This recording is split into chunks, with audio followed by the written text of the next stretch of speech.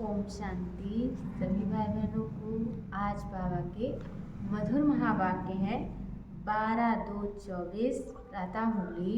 ओम शांति। बाप दादा मधुर। बाबा बोले, मीठे बच्चे, तुम्हारे मोह की रगें अब टूट जानी चाहिए, क्योंकि ये सारी दुनिया विनाश होनी है। इस पुरानी दुनिया की किसी भी चीज़ में रुचि ना हो। प्रश्न है, जिन बच्चों को रूहानी मस्ती चढ़ी रहती है उनका टाइटल क्या होगा?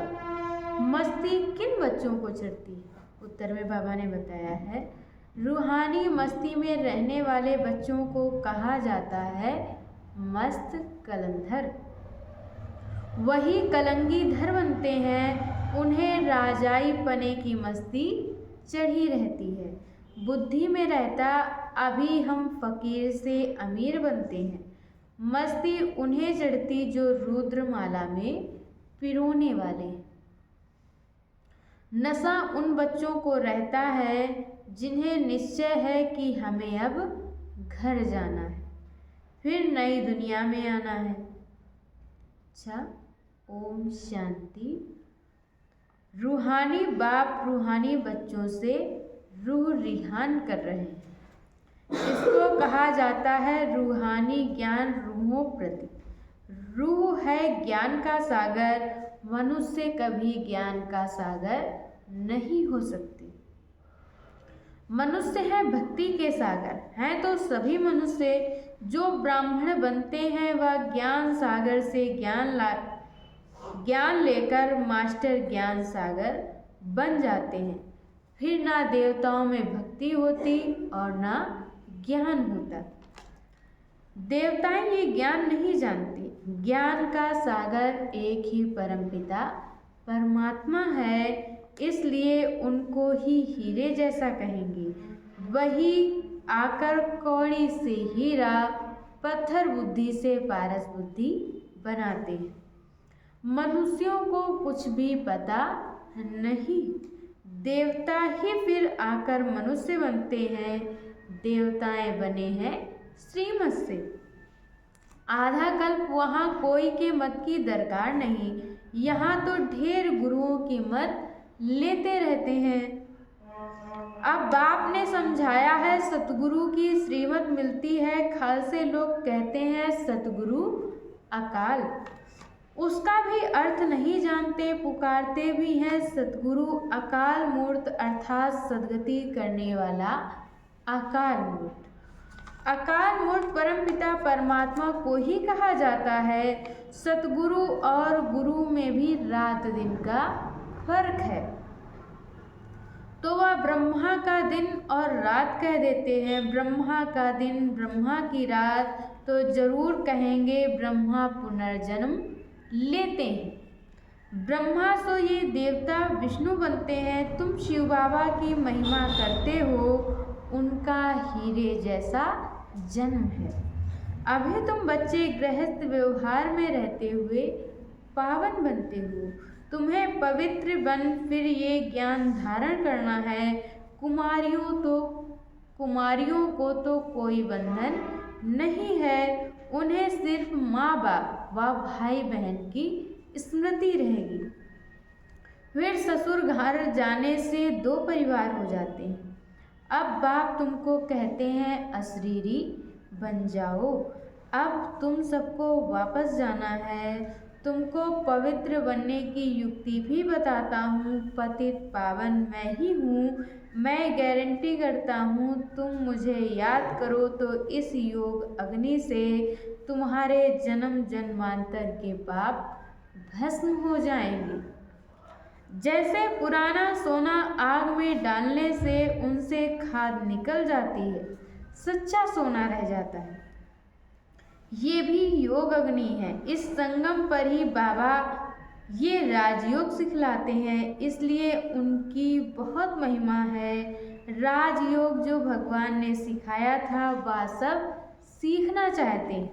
विलायत से भी सन्यासी लोग बहुतों को ले आते हैं। वह समझते हैं इन्होंने सन्यास किया है, अब सन्यासी तो तुम भी हो, परंतु बेहद के सन्यास को कोई नहीं जानते हैं।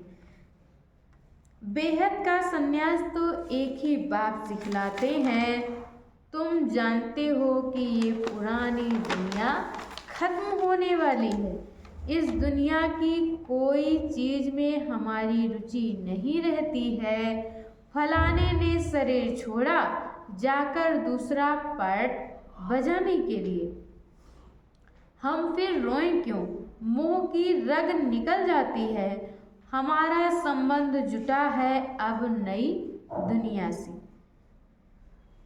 ऐसे बच्चे पक्के मस्त कलंगीधर होते हैं। तुम्हारे में राजाई पने की मस्ती है, बाबा में भी मस्ती है ना। हम ये कलंगीधर जाकर बनेंगे, फकीर से अमीर बनेंगे।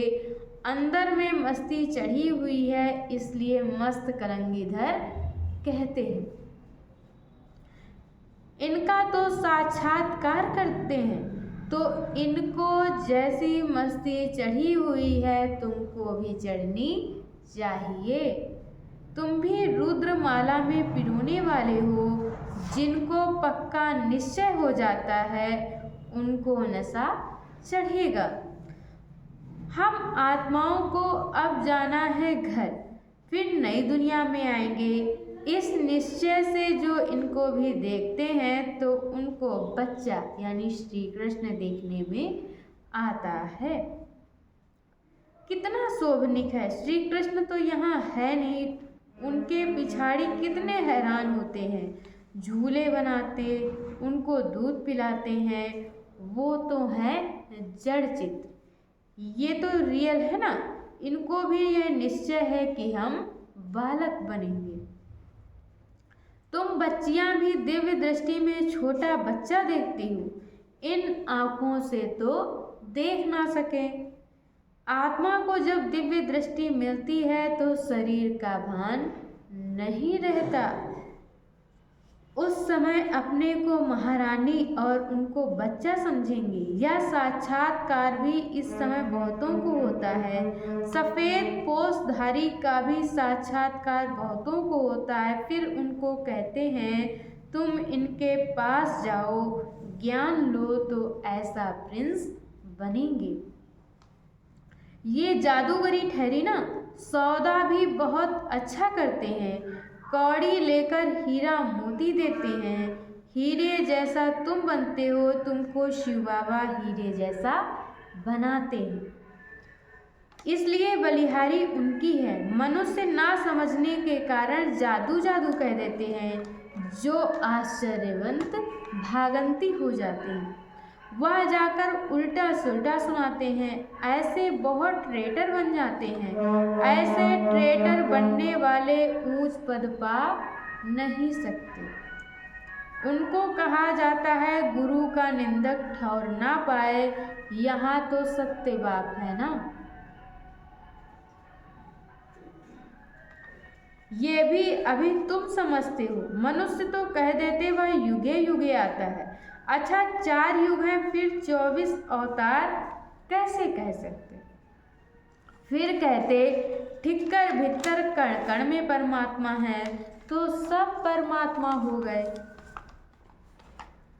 बाप कहते हैं मैं कौड़ी से हीरे बनाने वाला, फिर मुझे ठिक्कर भीतर में ठोक दिया है। सर्वव्यापी है, गोया सब में है, फिर तो कोई वैल्यू ना रही। मेरा कैसा अपकार करते हैं? बाबा कहते हैं ये भी ड्रामा में नूंद है। जब ऐसे बन जाते हैं तब फिर बाप आकर उपकार करते हैं, अर्थात मनुष्य को देवता बनाते हैं। वर्ल्ड की हिस्ट्री ज्योग्राफी फिर रिपीट होगी। सतयुग में फिर ये लक्ष्मी नारायण ही आएंगे। वहाँ सिर्फ भारत ही होता है। शुरू में बहुत थोड़े देवताएं होंगे, फिर वृद्धि को पाते पाते 5000 वर्ष में कितने हो गए। अभी ये ज्ञान और कोई की बुद्धि में है नहीं, बाकी है भक्ति। देवताओं के चित्रों की महिमा गाते हैं। ये नहीं समझते कि ये सब चैतन्य में थे, फिर कहाँ गए। चित्रों की पूजा करते हैं परंतु वह है कहाँ, उनको भी तमो प्रधान बन फिर सतो प्रधान बनना है। ये कोई की बुद्धि में नहीं आता। ऐसे तमो प्रधान बुद्धि को फिर सतो प्रधान बनाना बाप का ही काम है। ये लक्ष्मी नारायण पास्ट हो गए हैं, इसलिए उन्हीं की महिमा है। ऊंचे ते ऊंचा एक भगवान ही है, बाकी तो सब पुनर्जन्म लेते रहते हैं। ऊंचे ते ऊंचा बाप ही सबको मुक्ति जीवन मुक्ति देते हैं। वह ना आते तो और ही व्यर्थ नाटे पैनी तमो प्रधान बन पड़ते। जब ये राज्य करते थे तो वर्थ पाउंड थे, वहाँ कोई पूजा आदि नहीं करते थे। पूज्य देवी देवताएं ही पुजारी बन गए, वाम मार्ग में विकारी बन पड़े। ये किसको पता नहीं कि ये संपूर्ण निर्विकारी थे। तुम ब्राह्मणों में भी ये बातें नंबर वार समझते हैं। खुद ही पूरा नहीं समझा होगा तो औरों को क्या समझाएंगे। नाम है ब्रह्मा कुमार कुमारी, समझा ना सके तो नुकसान कर देते हैं। इसलिए कहना चाहिए हम बड़ी बहन को बुलाते हैं, वह आपको समझाएगी। भारत ही हीरे जैसा था, अब कौड़ी जैसा है। बेगर भारत को सिरताज कौन बनाए। लक्ष्मी नारायण अब कहाँ है, हिसाब बताओ तो बता नहीं सकेंगे।